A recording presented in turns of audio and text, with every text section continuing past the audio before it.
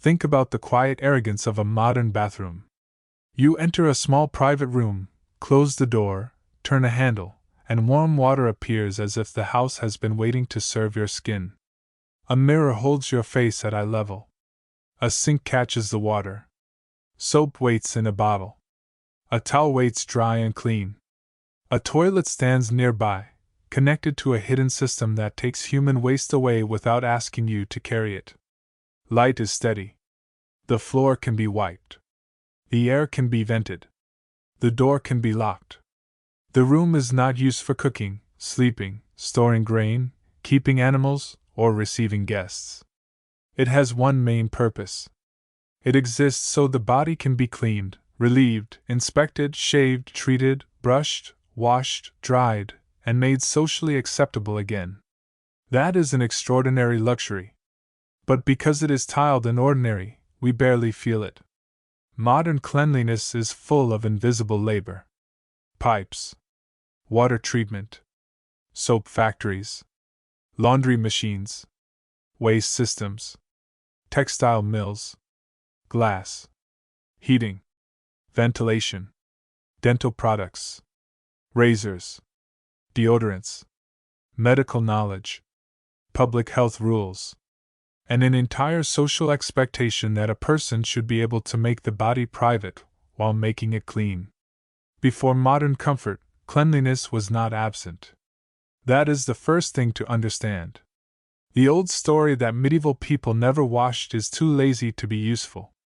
People washed hands. They washed faces. They washed feet. They changed linen when they could. They used basins, ewers, tubs, bathhouses, rivers, wells, cloths, combs, toothpicks, herbs, soaps, ashes, oils, perfumes, and social rules. They cared about smell. They cared about visible dirt. They cared about decency. They cared about clean table habits. They cared about presenting themselves as respectable. But they did all of this without the modern bathroom's quiet army. That is the difference. Not clean versus dirty. Work versus system. Before modern comfort, staying clean was a practical negotiation with water, fuel, fabric, privacy, weather, money, status, and time. So tonight, let's look at how people stayed clean before modern bathrooms. Not as a joke. Not as a myth of universal filth. And not as a romantic scene where everyone smells faintly of lavender beside a candle. Just the ordinary mechanics of the body in an older world. The first comfort was the basin. A basin looks minor now. It may sit under a sink, in a hospital, in a hotel, or in a laundry room. But before running water, a basin could be the center of personal cleaning. It made water local for a moment. Water had to be fetched, poured, warmed if needed, used, and carried away. The basin did not erase labor. It concentrated it. It allowed hands, face, neck, feet, hair, or small garments to be washed without turning the whole house into a bath. In wealthier settings, a ewer and basin could be part of polite life. Guests might wash hands before eating. Servants might bring water. The objects themselves could signal status. Metal, ceramic, wood, or other materials mattered. In humbler settings, the basin might be plain, shared, and practical. But the problem was the same. The body needs water brought to it. Imagine the morning without a sink. There is no tap. No drain. No warm stream that can be renewed endlessly. Someone pours water into a vessel. The water is finite. The hands move carefully because splashing means more cleanup. A cloth is dipped. The face is wiped. The neck feels the shock of cold. The water clouds. Now it has to go somewhere. Modern comfort lets dirty water vanish downward. Older comfort required a second decision. Where does the used water go? Out the door. Into a yard. Into a gutter. Into a vessel for carrying away. Into a place that may become someone else's problem if handled badly. The basin teaches a quiet truth. Before modern bathrooms, cleanliness was not only washing. It was moving water twice. Clean water in, dirty water out. The second comfort was hand washing. Hands are the busiest part of the body. They touch food, tools, animals, cloth, coins, soil, children, doors, vessels, wounds, firewood, shoes, waste, and other hands. Modern hand washing is treated as basic hygiene, but it is supported by a whole system. Soap at the sink, running water, drains, towels, public restrooms, school rules, medical advice, signs in restaurants. Before modern comfort, clean hands were still important, especially around eating, service, and religious or social propriety. In many medieval households and elite settings, handwashing before meals mattered because people often ate with the hands, shared dishes, or used knives in ways that made the hands socially visible. Water brought before a meal was not only hygiene. It was order. It said that the table is not the street. It said that the body entering food must be prepared. It said that manners have begun. Imagine a household meal in a wealthy hall. Water is brought. A towel is offered. The act is public. People see who washes, how, when, and with what assistance. Cleanliness here is not hidden in a bathroom. It is performed as part of dining. Now imagine a poorer meal. The ritual may be simpler. A bowl. A little water. A wipe on cloth. Perhaps not enough by modern standards. But still a recognition that hands matter. This is one of the mistakes modern people make about the past. We see no sink and assume no standards. But standards can exist without plumbing. They are simply harder to maintain. Before modern comfort, washing hands required someone to supply the water, something to catch it, something to dry with, and a place for the used water. The habit could exist. The effort was the difference. The third comfort was clean linen. This may be the most important idea in old cleanliness. Modern people often think cleanliness begins with the shower. Older European ideas of cleanliness, especially in late medieval and early modern contexts, often gave enormous importance to linen worn next to the skin. Shifts, shirts, undergarments, collars, cuffs, sheets, towels, and napery could absorb sweat and body oils, protect outer garments, and signal decency. Clean white linen visible at the neck or wrist could announce that the person under the clothing was well kept. This does not mean people never washed their bodies. It means textiles were part of how bodies were cleaned socially and practically. Linen could be washed more readily than wool or silk. It could be changed. It could be boiled, scrubbed, bleached, dried, and returned to use. It acted almost like a washable second skin. Modern people have kept the principle but forgotten the drama. Underwear, socks, t-shirts, sheets, towels, pillowcases. We put washable layers between the body and the world. Then machines clean them. Before modern comfort, clean linen was labor made visible. Imagine a fresh shirt after days of work. The fabric is not just fabric. It is relief. It removes the feeling of old sweat. It protects outer clothing that is harder to wash. It changes how a person smells to themselves. It changes how they can appear to others. For someone with enough linen, changing could create the feeling of cleanliness even when full bathing was inconvenient. For someone with too little linen, the body had fewer defenses. This is why cleanliness was tied so deeply to status. Not because the poor did not care. Because caring requires materials. Before modern bathrooms, the closet could be part of hygiene. The fourth comfort was laundry, and laundry was brutal. Modern people complain about laundry while living inside a miracle. The machine fills itself. It agitates. It drains. It spins. Another machine may dry. The work that remains is sorting, folding, and resenting the pile. Before modern comfort, laundry was water, weight, heat, weather, chemistry, and endurance. Cloth had to be soaked, scrubbed, beaten, boiled when appropriate and possible. rinsed, wringed, dried, aired, mended, stored. Water had to be fetched or reached. Fuel might be needed to heat it.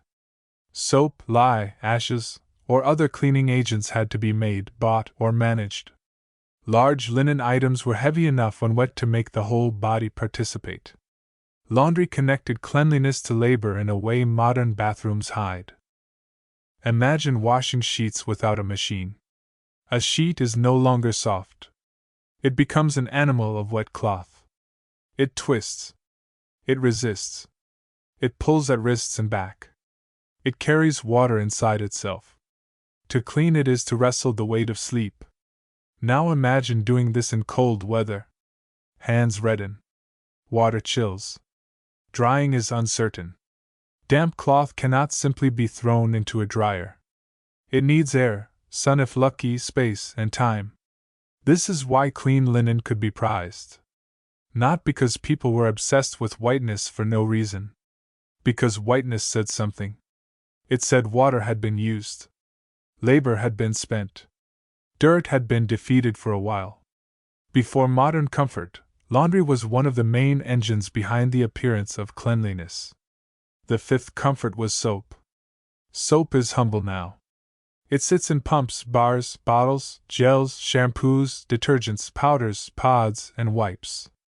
It is scented, branded, medicated, moisturizing, antibacterial, natural, luxury, cheap, travel-sized, and forgotten in hotel bathrooms.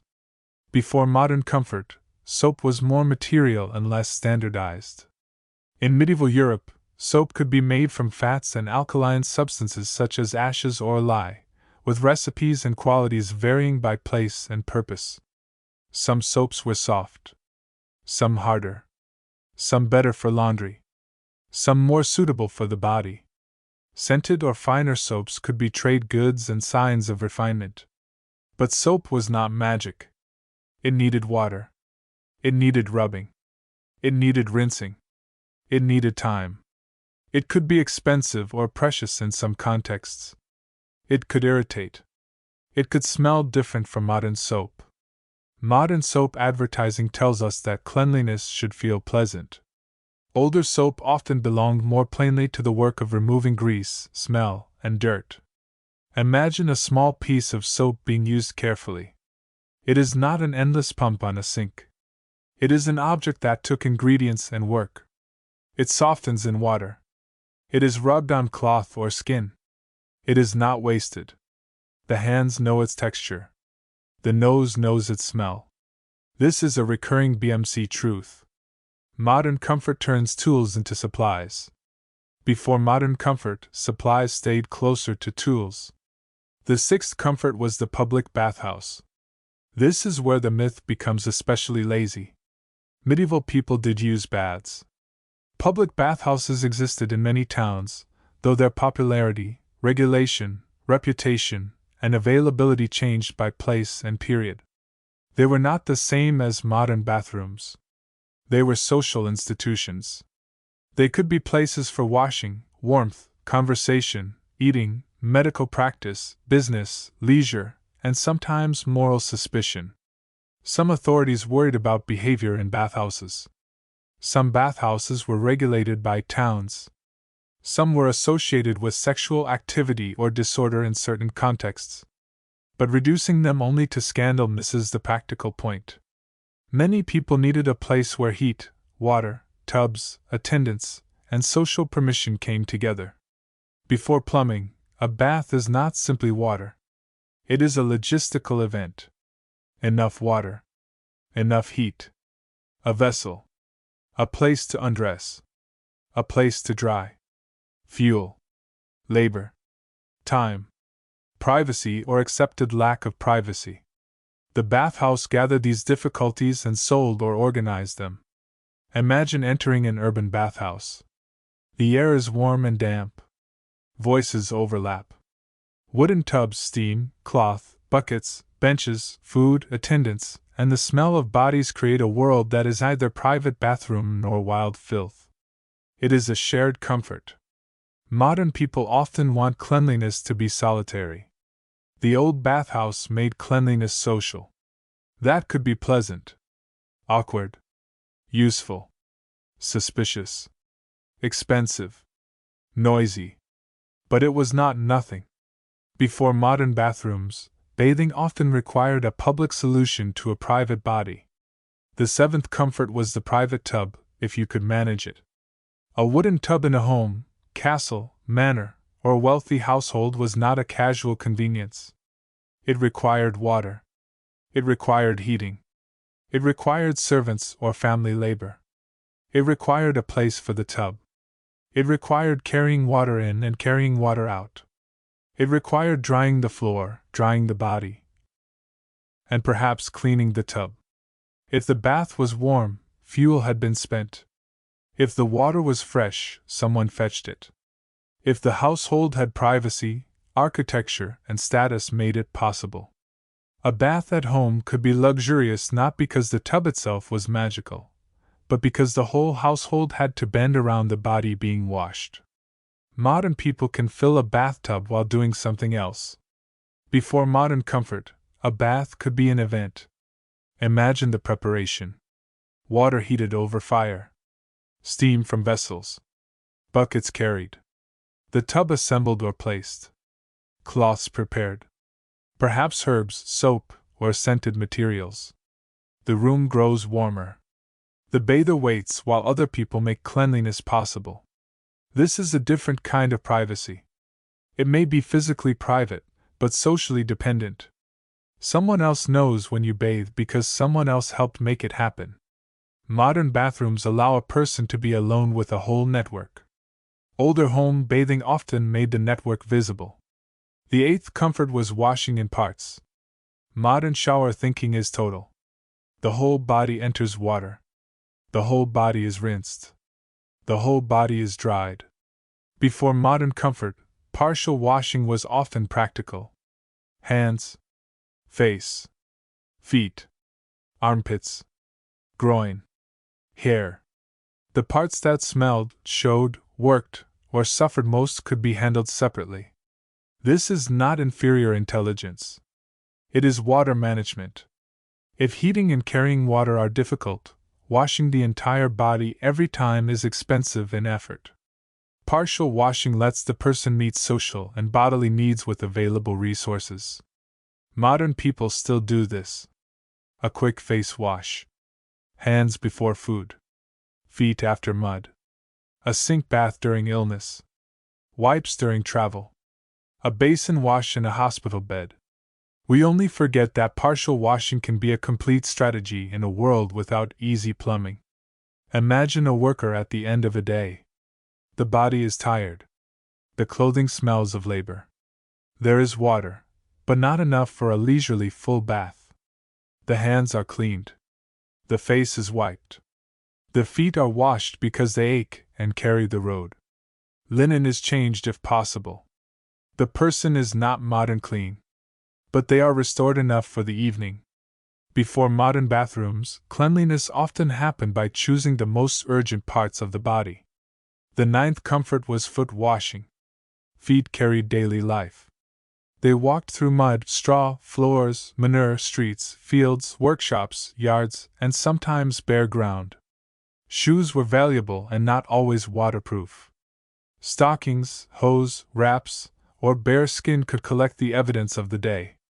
A clean foot is not only aesthetic. It changes sleep. It protects bedding. It eases pain. It reduces smell. It prevents dirt from traveling into the place where the body must rest. In religious and social contexts, washing feet could also carry meanings of humility, service, hospitality, and care. But in daily life it remained practical. The foot is the part of the body most likely to bring the outside world indoors. Modern comfort has layers of defense. Pavement. Socks. Shoes. Doormats. Showers. Washing machines. Washable floors. Before modern comfort, the foot had fewer polite filters. Imagine returning after rain. The shoes are damp. Mud clings. The room is not designed to absorb mess. To wash the feet is to protect the bed, the floor, and the people nearby.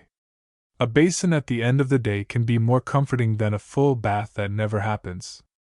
Before modern bathrooms, feet told the story of the road unless someone washed the story away. The 10th comfort was hair care. Hair is a problem that grows. It traps oil, smoke, dust, insects, sweat, and smell. It signals age, gender, status, religion, marital state, fashion, labor, and discipline depending on culture. Modern hair care is industrial.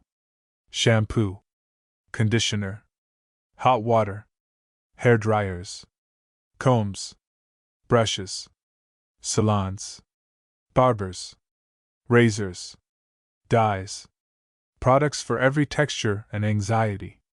Before modern comfort, hair still needed management. Combing mattered. Covering mattered. Braiding, tying, shaving, cutting, oiling, washing, delousing, and concealing all mattered in different contexts. A head covering could protect hair from dirt and smoke, hold warmth, signal modesty, and reduce the burden of daily styling. Barbers had important roles in grooming and, in some places and periods, other practical procedures. The comb was a small but serious tool.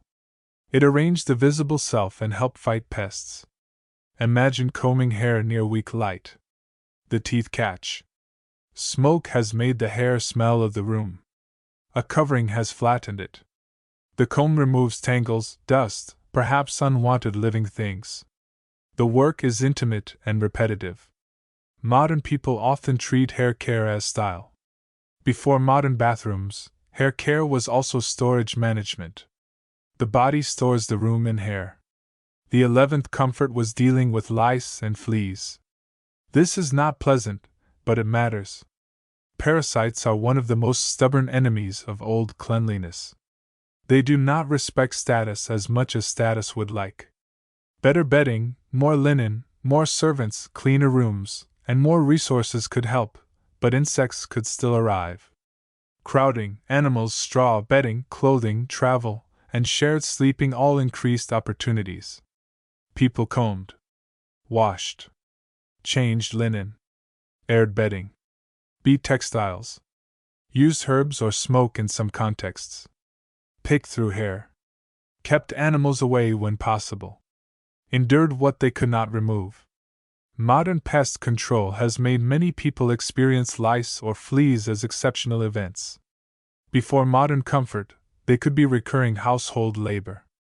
Imagine a parent or servant checking a child's hair. The work is close and patient. The child fidgets. The light is not perfect. The problem is not solved by disgust. It is solved by fingers, comb, washing, and repetition. Cleanliness here is not a mood. It is inspection. The 12th comfort was dental care without modern dentistry. Modern dental care is a universe. Toothbrushes, toothpaste, floss, mouthwash, fillings, x-rays, anesthesia, orthodontics, dental hygienists, emergency appointments. Before modern comfort, people still cared about teeth and breath.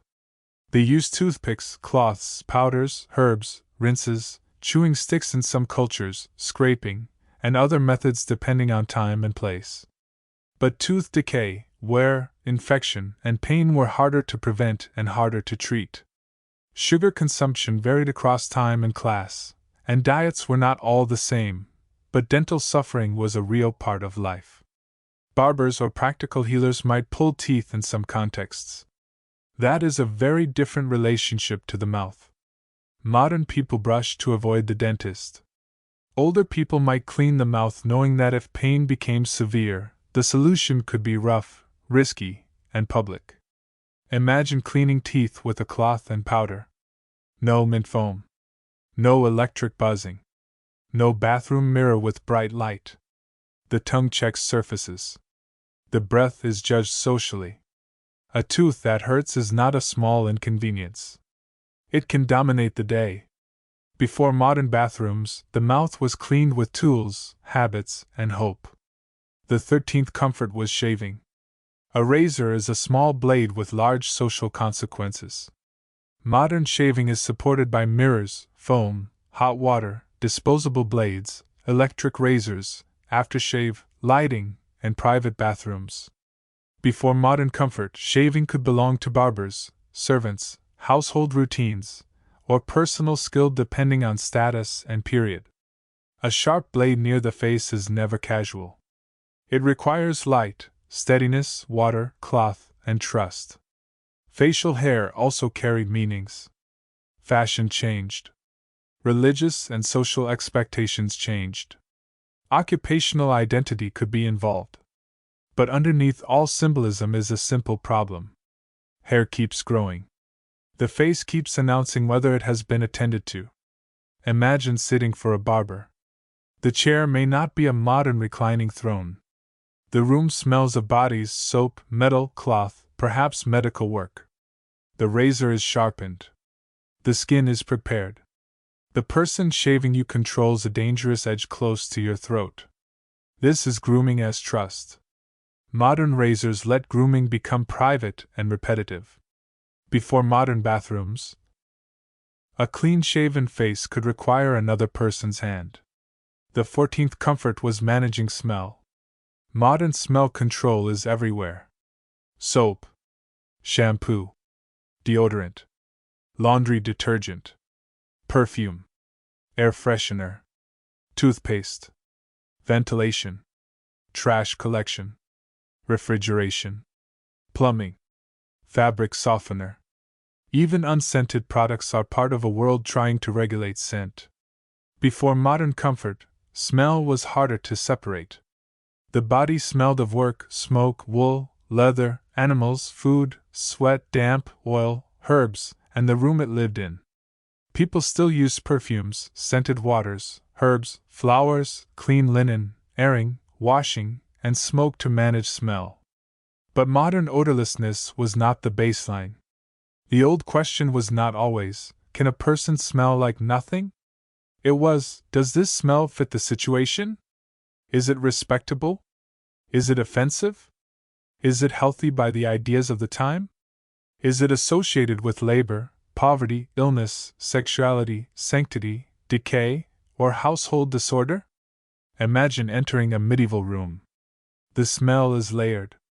Fire, food, damp wool, rushes, bodies, leather, wood, smoke, perhaps herbs strewn or stored. To the modern nose, it may feel strong. To the people inside, it is information. Smell tells them what is cooking, who has worked, whether something has spoiled, whether bedding is damp, whether animals are too close, whether sickness may be present, whether a chamber pot needs attention. Before modern bathrooms, smell was not merely embarrassment. It was a household signal. The 15th comfort was the towel. A towel is water's ending. Modern towels are abundant enough to be left damp on floors by people with too much confidence in laundry. Before modern comfort, drying cloth mattered. Linen towels, cloths, or other textiles used for washing and drying had to be clean enough, dry enough, and available. A wet cloth left in a damp house can become another problem. Drying the body after washing was especially important in cold rooms. The moment after washing can be vulnerable. The skin is wet. The air bites. The fire may be far. The cloth may be rough. The room may not be private. Modern bathrooms make drying feel like the natural conclusion of washing. Older washing made drying part of the plan. Where will the towel hang? Will it dry before it smells? Who used it before? Is there another one? Can the body be dried before cold settles in? Imagine stepping from a warm bath into an unheated room.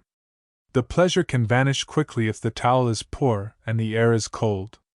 Before modern bathrooms, cleanliness had to end safely, not just begin with water. The 16th comfort was the mirror. Modern self-inspection is constant. Bathroom mirrors, phone cameras, car mirrors, elevator reflections, shop windows. Before modern comfort, clear mirrors were less common and more valuable. People could see themselves in polished metal, water, small glass mirrors in some contexts, or through the eyes of others. This changed grooming. The modern bathroom mirror lets a person become their own inspector. Is the face clean? Is there food in the teeth? Is the hair arranged? Is the shaving even? Is the stain visible? Before widespread cheap mirrors, grooming could be more dependent on touch, habit, another person's help, or less precise visual self-control. This does not mean people were careless. It means the self was not constantly returned to itself by glass. Imagine arranging hair by feel. The hand knows the parting. The comb follows memory. Another person may check. A small reflective surface may confirm only part of the face. The rest is trust. Modern comfort gives us visual certainty. Before modern bathrooms, appearance often depended more on routine and social correction. The 17th comfort was privacy. Cleanliness is not only about dirt. It is about exposure. The modern bathroom gives a person a private stage for undignified tasks. Washing. Using the toilet. Changing clothes. Inspecting the body. Bleeding. Vomiting. Trimming nails. Treating rashes. Dealing with sweat, odor, hair, teeth, and waste. Before modern comfort, many of these tasks happened in shared or semi-private spaces. Bedrooms were shared. Halls were multipurpose. Servants moved through elite privacy.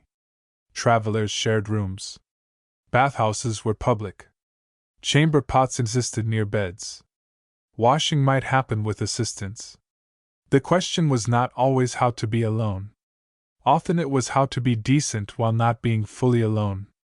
Screens, curtains, shifts, timing, household rules, and modest behavior helped create partial privacy. Imagine wanting to wash in a crowded household. You wait for a moment. You turn away. You keep a garment around the body. You use a cloth rather than full undressing. You ask someone to bring water.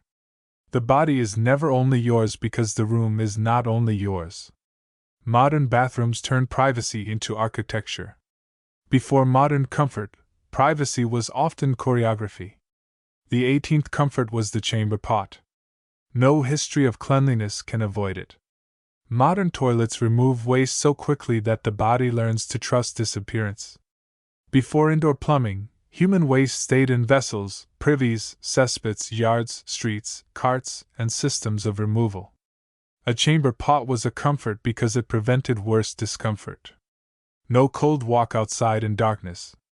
No dangerous trip across a yard. No need to wake the whole house. No need to hold the body past reason. But the pot solved one moment and created another. Someone had to empty it. Someone had to clean it. Someone had to decide where it went. Someone had to endure the smell if it sat too long. This is the old pattern again. Pre-modern comfort often moved discomfort rather than erasing it. Modern plumbing removes the evidence through a system so complex that the person using it need not understand it. Imagine a chamber pot under or near a bed. It is not vulgar in that world. It is practical. It sits close to sleep because the body does not stop having needs at night. But the room also knows it is there. Before modern bathrooms, waste and rest were closer neighbors. The 19th comfort was the privy. A privy, latrine, garderobe, or necessary house could be a major improvement over no arranged place at all. But it was not a modern toilet. It might be cold, dark, smelly, shared, unsafe, difficult at night, connected to pits, channels, or drop spaces that required cleaning or management. In castles, garderobes might discharge down walls or into pits depending on design. In towns, privies and cesspits could create disputes when badly placed or poorly maintained. In rural settings, arrangements varied widely. The point is simple. The body produces waste every day, and architecture must answer. Modern bathrooms answer with a flush and a door. Older buildings answered with placement, gravity, distance, servants, pits, soil, carts, and tolerance. Imagine going to a privy in winter. The seat is cold. The path may be darker than you want. The smell is not hidden by ventilation fans. You finish quickly because comfort is not the point. The point is containment. Before modern bathrooms, the toilet was not a room of relief. It was a managed edge between the body and the rest of the household. The 20th comfort was menstrual management. This subject is often handled badly because sources can be uneven and later assumptions can distort the past. But daily cleanliness cannot ignore it. Modern menstruation is managed with mass-produced pads, tampons, cups, pain relief, running water, private bathrooms, laundry machines, trash disposal, medical language, and a wide range of products. Before modern comfort, people who menstruated still had to manage blood, cloth, washing, privacy, pain, smell, staining, work, and social expectations. Methods varied by region, status, period, clothing, available textiles, and custom. Some used cloths or absorbent materials. Some relied on shifts and washable layers. Some practices are hard to reconstruct with certainty because ordinary bodily management does not always leave clear records. But the practical problems are clear. Blood must be absorbed or contained. Cloth must be washed or replaced. Privacy must be found. Pain must be endured or treated with whatever remedies are available. Work may still continue. Imagine managing this without a private bathroom. No packet in a cabinet. No trash bin designed for the problem. No washing machine. No guaranteed privacy at work or travel. No clean spare underwear in abundance. The difficulty is not only physical. It is logistical. Modern comfort has turned much of this into a product problem. Before modern comfort, it was a household, textile, water, and privacy problem. The 21st comfort was childbirth cleanliness. Childbirth is not only a medical event. It is a cleanliness crisis. Blood, water, sweat, cloth, hands, bedding, warmth, waste, newborn skin, maternal body. Before modern hospitals, antisepsis, antibiotics, disposable supplies, sterile instruments, and running water, childbirth took place in domestic and community settings with midwives, female relatives, servants, neighbors, and local practices. Some births went well. Some did not. The cleanliness problems were immediate. What cloth is clean enough? Where is warm water? Who washes the mother? Who washes the baby? Where does soiled linen go? Who cleans the bed? How is warmth kept? What if infection follows?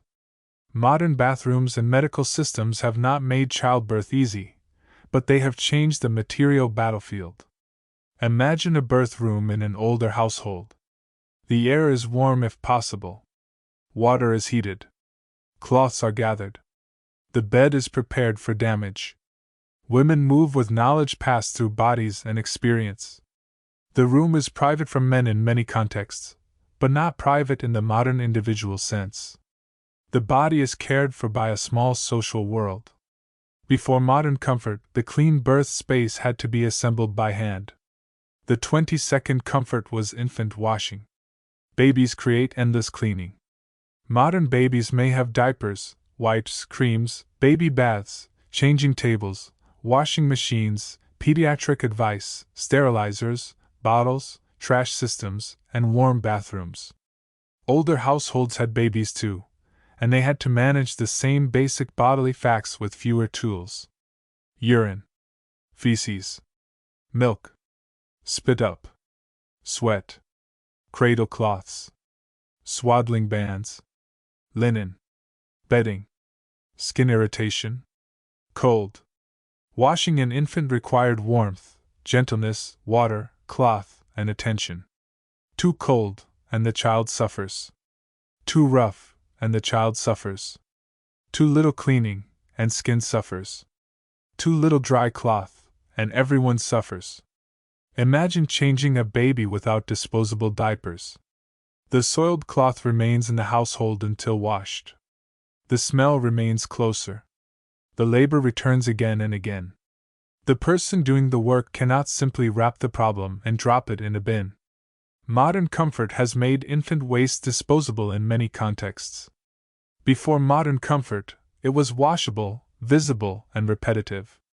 The 23rd comfort was nail care. Nails are tiny, but they collect the world. Soil, grease, food, dye, animal matter, ash, work. Modern nail care ranges from hygiene to fashion.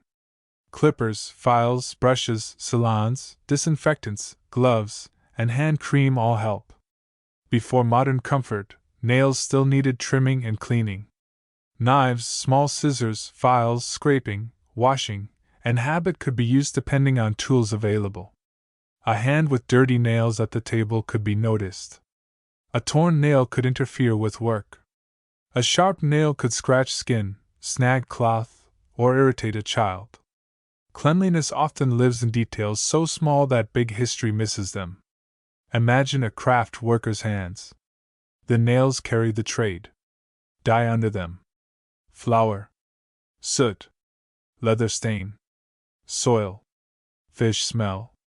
The hands may be washed, but the work remains in the edges. Modern gloves and sinks have changed this relationship. Before modern bathrooms, hands told the truth of labor more stubbornly. The 24th comfort was clothing that could be removed from the body's smell. Modern clothing is layered for convenience. Underwear absorbs. Shirts wash easily. Outerwear can be cleaned less often. Coats hang separately. Work clothes can be changed. Before modern comfort, the same principle existed but with higher stakes. Linen close to the skin helped protect woolen outer garments that were harder to wash. Aprons protected dresses or tunics. Work garments absorbed labor. Night garments or shifts protected bedding. Removing the dirty layer could make the person feel cleaner even before the body was fully washed. This is not pretending. It is textile strategy. The body is difficult to clean without easy water. So you create removable surfaces. Modern disposable wipes, undershirts, pillowcases, socks, aprons, gloves, and uniforms all echo this logic. Imagine returning from dirty work and taking off an outer garment. The smell leaves partly with the cloth. The cleaner layer underneath feels like a different self. If there is fresh linen available, the transformation can be dramatic. Before modern bathrooms, changing clothes was sometimes the closest thing to a shower. The 25th comfort was keeping clean things separate. Cleanliness is impossible if clean and dirty occupy the same space without rules. Modern homes have hampers, closets, bathroom shelves, kitchen cabinets, trash bins, sealed packaging, laundry rooms, drawers, and cleaning products. Before modern comfort, separation had to be more deliberate. Clean linen in chests. Dirty cloth in a designated place. Food covered. Water vessels protected. Tools kept from bedding. Animals kept away when possible. Shoes removed or managed. Ash kept from cloth. Soap stored dry. A towel aired. The household had to create zones even when architecture did not. Imagine a one-room living space. The same room may hold eating, work, sleep, storage, fire, children, and washing. Cleanliness depends on habits. Do not put that there. Cover this. Hang that higher. Keep the chest closed. Do not step on the bedding. Move the pot. Shake the cloth outside. Modern comfort builds separation into rooms. Before modern comfort, separation was often a rule repeated by tired people. The 26th comfort was drainage. Washing creates dirty water. Rain creates dirty water. Cooking creates dirty water. Laundry creates dirty water. Cleaning a floor creates dirty water. Modern drains make this vanish. Before modern comfort, drainage was one of the great domestic and urban problems. Used water could be thrown out, carried away, poured into gutters, drained into yards, or handled through channels and pits depending on place and infrastructure. In towns, wastewater became a neighbor problem very quickly. If water runs past your door, you care what is in it. If a gutter blocks, the street changes. If a yard stays wet, smells and rot follow. Cleanliness in one place can create filth in another. That is the hidden moral problem of hygiene. Someone washes. Something receives the dirt. Modern systems try to manage that transfer invisibly. Older systems made it visible. Imagine emptying a basin after washing. The water contains skin, soap, dirt, perhaps blood, perhaps grease. It is not dangerous every time, but it is no longer clean. Where it goes matters. Before modern bathrooms, every act of washing asked the household a second question. Where does the dirt live now? The 27th comfort was cleaning the room after cleaning the body. A modern bathroom is designed to get wet. Tile. Drainage. Ventilation. Mold-resistant surfaces when well built. Washable floors. Before modern bathrooms, washing in a room could make the room dirty or damp. Water spills. Steam enters textiles. Mud from feet lands on the floor. Wet cloth hangs near bedding. Soap water needs disposal. The floor may not like water. A wooden room, rush-covered floor, packed earth surface, or shared hall did not necessarily welcome bathing. This is why the place of washing matters. Clean the body badly, and you create work for the house. Imagine someone washing hair indoors. Water must be poured. Hair drips. Cloth catches some of it. The floor catches the rest. The person may be cleaner, but now the room needs attention. Modern bathrooms isolate wetness. Before modern comfort, wetness traveled. The 28th comfort was community standards. Cleanliness is never purely private. Other people decide what smells acceptable, what stains matter, what grooming signals respect, and what kind of washing is expected before meals, worship, work, or bed.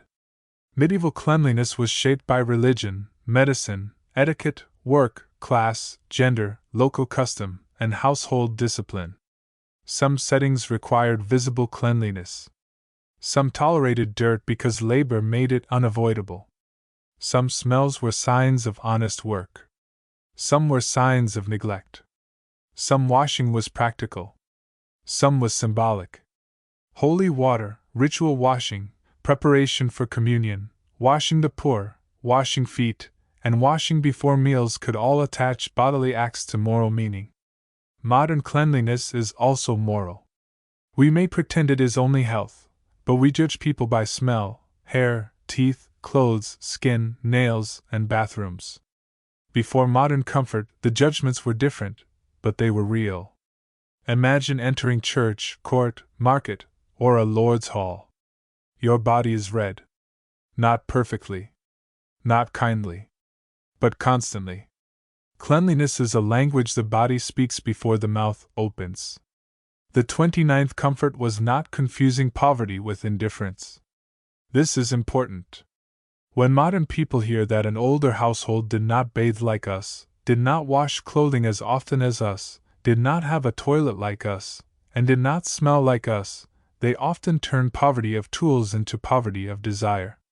That is unfair.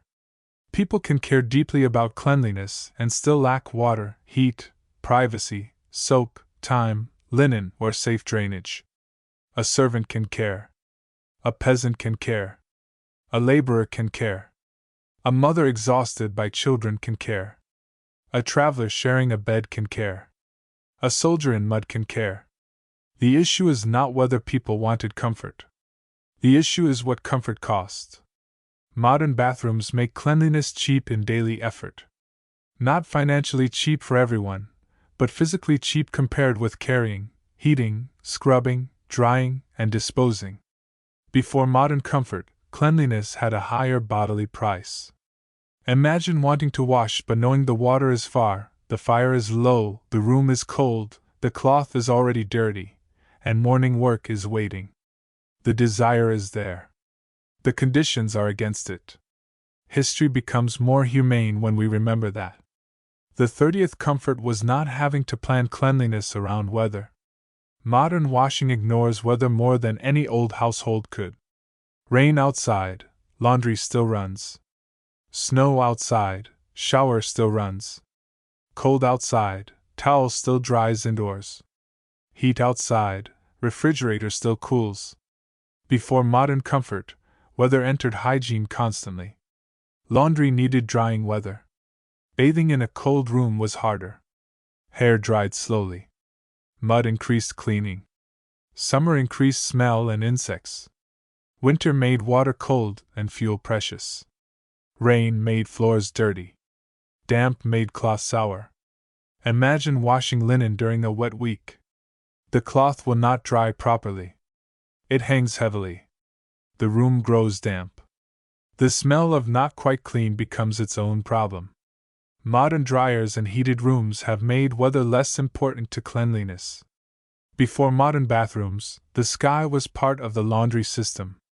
The first comfort was having enough water for mistakes. Modern washing is generous. You rinse again. You wash your hands twice. You let the shower run while adjusting temperature. You spill and clean it up. You wash a cup because it feels dusty. Before modern comfort, water mistakes mattered more. If water was carried by hand, wasting it meant carrying more. If water was heated by fire, cooling or dirtying it too soon meant lost fuel. If a basin was shared, using too much could inconvenience others. This shaped habits. Use the cleanest water first for the cleanest task. Wash face before feet. Use leftover water for rougher cleaning. Reuse where acceptable. Do not pour away what another task can use.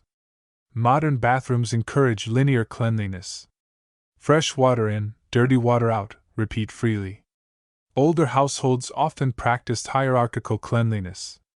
The same resource moves down through tasks. Imagine a basin used carefully. First hands. Then perhaps face. Then feet. Then the water is no longer fit for the body, but perhaps it can loosen dirt elsewhere before being thrown out. Before modern comfort, water had a career. The 32nd comfort was professional cleaning labor. Modern middle-class life often hides cleaning labor in appliances or paid services.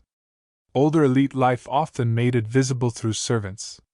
If a noble, wealthy merchant, or high-status household appeared clean, that appearance could rest on other people's work. Drawing baths. Heating water. Changing linen. Laundering cloth. Emptying chamber pots. Scrubbing floors. Airing bedding.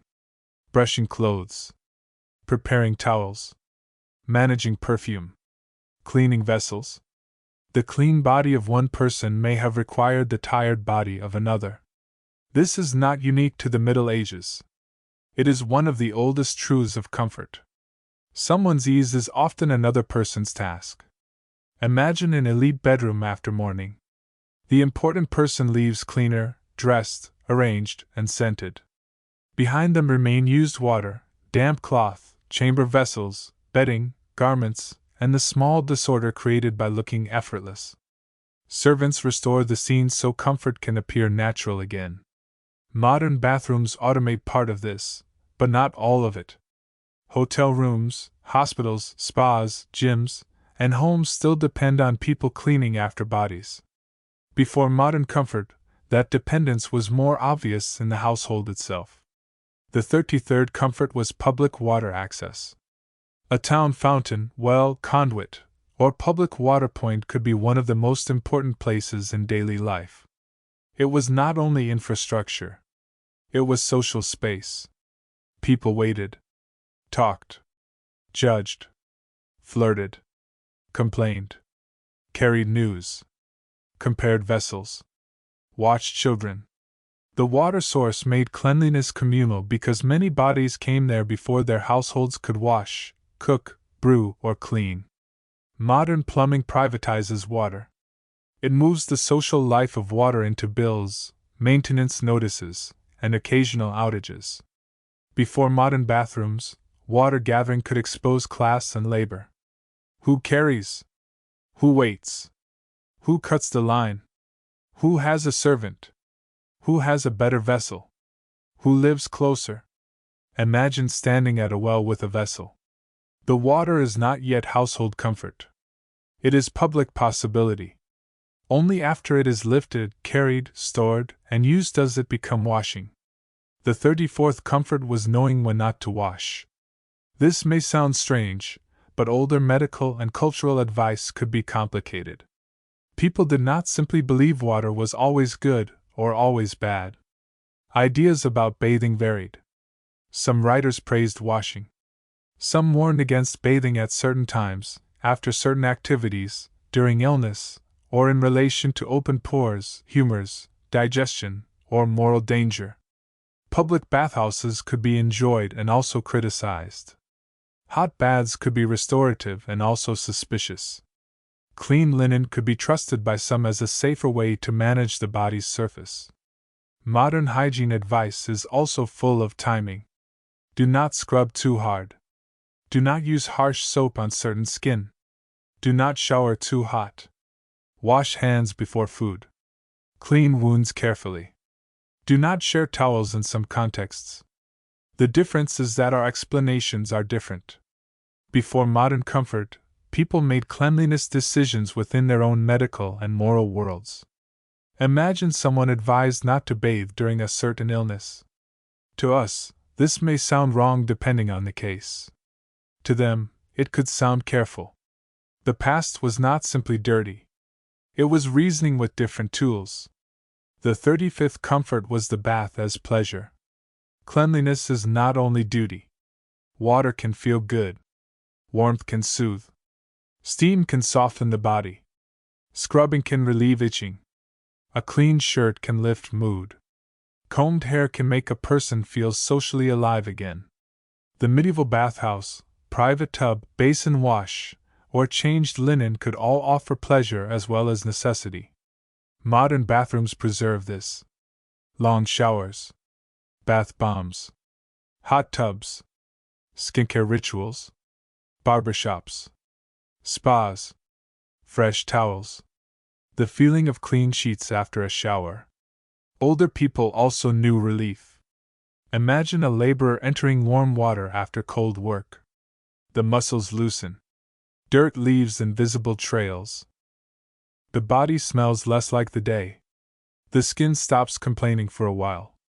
The person may talk, eat, laugh, or simply sit.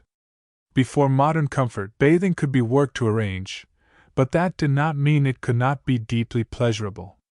The 36th comfort was clean eating. Cleanliness is not only what happens before the meal. It is also what happens during the meal. Modern eating is protected by plates, forks, napkins, dishwashers, food safety rules, sealed packaging, sinks, soap, refrigeration, and a strong expectation that food surfaces should be clean. Before modern comfort, eating still had rules. Tablecloths mattered. Napkins mattered. Handwashing mattered. Serving order mattered. Shared dishes required behavior. Knives had to be handled carefully. Cups, trenchers, bowls, boards, and cloths could all carry social meaning. The cleaner the table, the more controlled the household appeared. But cleanliness at the table was harder to maintain when the same room might also hold smoke, work, animals nearby, muddy shoes, servants moving, and floor coverings that carried the day's evidence. Imagine a meal in a hall. Food arrives. People gather. Hands have been washed, at least formally. Cloths are laid. The table becomes a clean zone inside a room that is not clean in the modern sealed sense. That is important. Older cleanliness often worked by creating temporary islands. This surface is clean enough for bread. This towel is clean enough for hands. This cup belongs to this use. This cloth must not touch that dirt. Modern kitchens make these separations physical. Counter here. Sink there. Trash there. Dishwasher there. Before modern comfort, clean eating depended more visibly on habit. The body approached food through rules because the world around the food was never perfectly controlled. The 37th comfort was washing dishes. A dirty dish is a small problem that never stops returning. Modern dishwashing is supported by hot water, detergent, sinks, drains, sponges, dishwashers, drying racks, and cabinets. Before modern comfort, vessels still had to be cleaned, but again the problem was water, abrasion, heat, and disposal.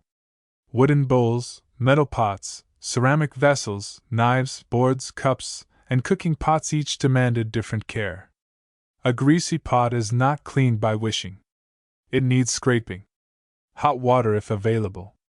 Ash, sand, plant material, cloth, or other abrasive help depending on context. Rinsing. Drying. Protection from rust, rot, smell, or pests. If a pot is expensive, it must be treated well. If a wooden vessel stays damp, it can sour. If a knife is neglected, it rusts or dulls. If a cooking pot is badly cleaned, tomorrow's food begins with yesterday's residue. Imagine cleaning a cauldron after a thick stew. The fire has done its work. Now the pot has work for someone else. The bottom is sticky. The sides hold grease. Water is not endless. The person cleaning must decide what is worth spending. Modern comfort makes washing up dull. Before modern comfort, washing up was part of protecting tomorrow's food. The 38th comfort was keeping the bed clean. A clean body is harder to maintain if the bed is dirty. Modern people understand this when sheets need changing. But modern bedding is abundant, standardized, and machine washable. Before modern comfort, bedding could be one of the household's largest cleanliness problems. Straw or other filling could harbor insects, smell, damp, and dust. Sheets and blankets absorbed sweat, smoke, illness, childbirth, nursing, spilled drink, pests, and the general air of the room. Curtains around beds could protect warmth and privacy, but they also collected dust and smell. A bed was not clean simply because it was made.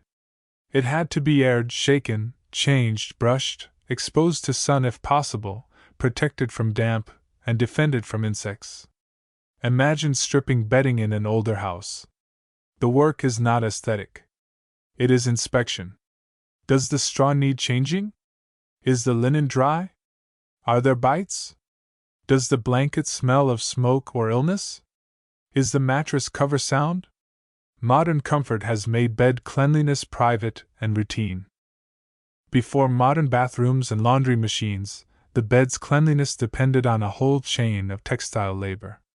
The body might be washed, but if the bed was not managed, the night would return dirt to the skin. The 39th comfort was recovering after dirty work. Not all dirt is equal. A scribe's dirt is not a tanner's dirt. A baker's flour is not a butcher's blood. A dyer's stain is not a farmer's mud.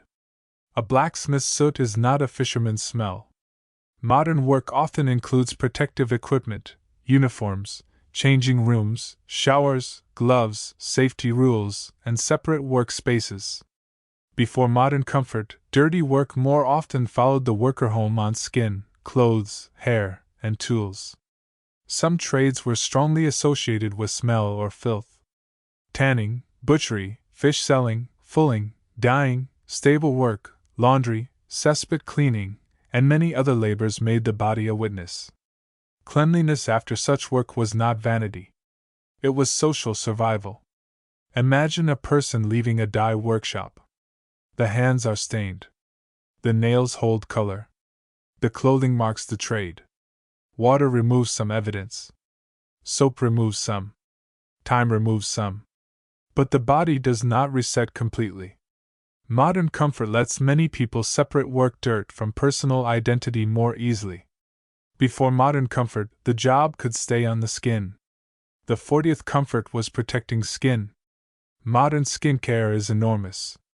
Creams, ointments, sunscreen, lip balm, gloves, medical treatments, moisturizers, bandages. Before modern comfort, skin still cracked, burned, chafed, blistered, froze, itched, dried, and broke. People used fats, oils, salves, herbs, cloth wraps, gloves when available, practical covering, and medical or household remedies. But many skin problems were simply the price of work. Cold water damages hands. Ash dries skin. Laundry roughens fingers. Leather work stains. Farm work cuts. Smoke irritates. Wool scratches. Shoes rub. Insects bite. Modern bathrooms make the skin a site of comfort. Older daily life often made skin the first line of labor. Imagine winter hands after washing cloth. Red. Cracked. Stiff. The work is finished, but the skin continues remembering it. Before modern comfort, cleanliness itself could hurt. The 41st comfort was city regulation. Private cleanliness cannot survive public filth indefinitely. Medieval towns often had rules about waste, butchery, street obstruction, animal dung, gutters, market cleanliness, and where certain dirty trades could operate. These rules varied and enforcement was imperfect. But the existence of rules shows that people noticed. They complained. They fined. They moved trades. They argued about water and waste because public dirt became private discomfort. Modern sanitation is a vast version of this old civic problem. Trash collection, street sweeping, sewer systems, business inspections, food rules, drainage, zoning. Before modern comfort, the town's cleanliness depended on more visible negotiation. Imagine a neighbor dumping dirty water where it runs past your door. This is not an abstract public health issue to you. It is smell under your nose, mud on your step, risk near your food, an insult wrapped in liquid. Cleanliness becomes law when one person's dirt crosses another person's threshold. The 42nd comfort was the clean smell of cloth. A clean shirt, sheet, or towel does more than remove dirt. It changes the emotional atmosphere of the body. Modern people know this. Fresh sheets. A clean towel after a shower. A shirt dried in sun. Before modern comfort, that feeling could be rarer and more valuable. Clean cloth required washing, drying, and storage. It could be spoiled by damp, smoke, pests, careless handling, or lack of space. The smell of clean linen was not simply perfume. It was proof that labor had succeeded. Imagine opening a chest and finding dry, folded linen. It smells different from the room. Less smoke. Less body. Less work. It promises a cleaner version of the self for a while. Modern closets are full of this promise. Before modern bathrooms, a chest of clean linen could be one of the most comforting places in the house. The 43rd comfort was not needing witnesses. This returns us to privacy. A modern person can wash, relieve the body, inspect a rash, change underwear, trim hair, treat a wound, or cry in the bathroom without anyone seeing. Older life often involved more witnesses. Servants witnessed delete bodies. Family witnessed sickness. Women witnessed childbirth. Travelers witnessed one another at inns. Bathhouses made washing public. Crowded homes made modesty a shared skill. Cleanliness therefore required trust in other people. Who will look away? Who will help? Who will gossip? Who will keep a secret? Who will clean what you cannot clean yourself? Modern bathrooms give privacy to many people who would once have needed a witness. That privacy changes the emotional life of the body. It lets embarrassment shrink. It lets care become personal. It lets weakness hide for a while. Before modern comfort, the body was harder to make solitary. The 44th comfort was standard supplies.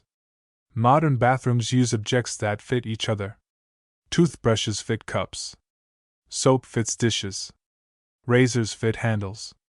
Toilet paper fits holders. Towels fit racks. Shampoo bottles fit shelves. Plumbing parts fit standards. Before modern comfort, cleaning supplies were more local and varied. A cloth from old linen. A basin from household goods. A homemade soap. A comb carved or purchased. A towel that was also simply a piece of cloth assigned to drying.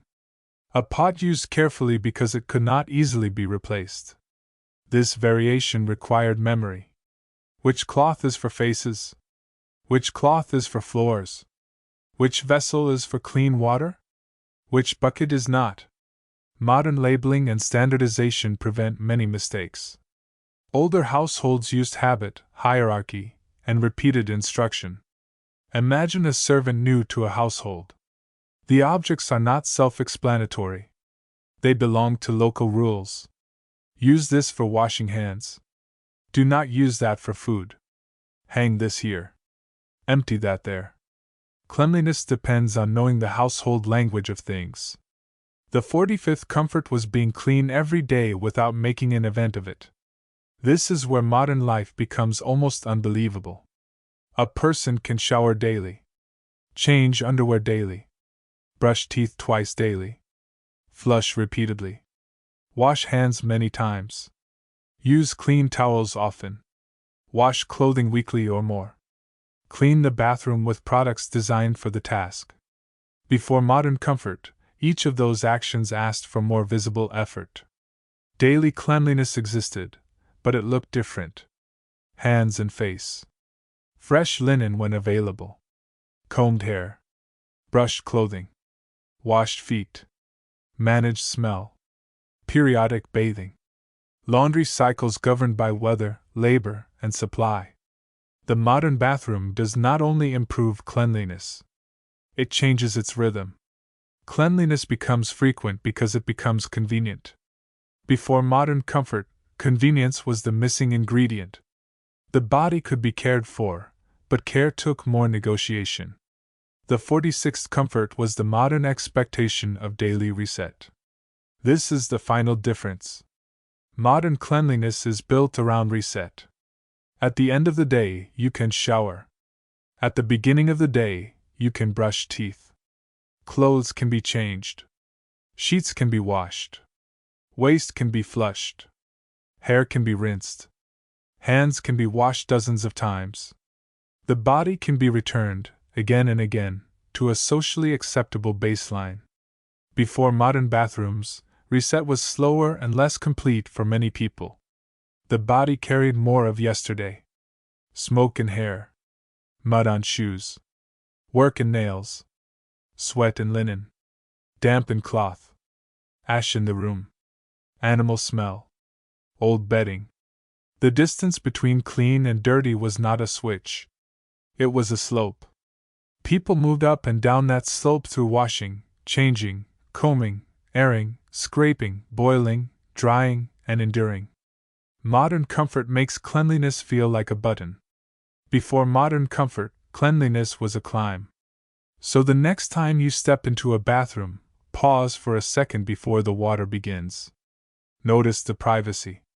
Notice the hot water. Notice the drain. Notice the mirror. Notice the soap that did not have to be made in your kitchen. Notice the towel that a machine washed. Notice the toilet that does not ask you where the waste should go. Notice the light that does not smoke. Notice the floor that expects to be wet. Notice how little planning the whole thing requires. That is the comfort. Not cleanliness alone. The ease of cleanliness. Before modern bathrooms, people were not strangers to washing. They were strangers to effortless washing. They cleaned with basins, cloth, linen, soap, tubs, bathhouses, combs, towels, servants, wells, fires, rules, and patience. They cared about the body because the body was always in public, always working, always smelling of its world. Modern life has not removed the body's needs. It has surrounded them with systems. The sink hides the well. The drain hides the ditch. The washing machine hides the washerwoman's back. The shower hides the buckets. The towel hides the drying line. The clean shirt hides the flax, spinning, weaving, bleaching, and laundering. The toilet hides the chamber pot. The mirror hides the old dependence on another person's eye. The bathroom door hides the crowded household. And because all of this is hidden, cleanliness feels personal. Like discipline. Like taste. Like self-care. But it is also infrastructure.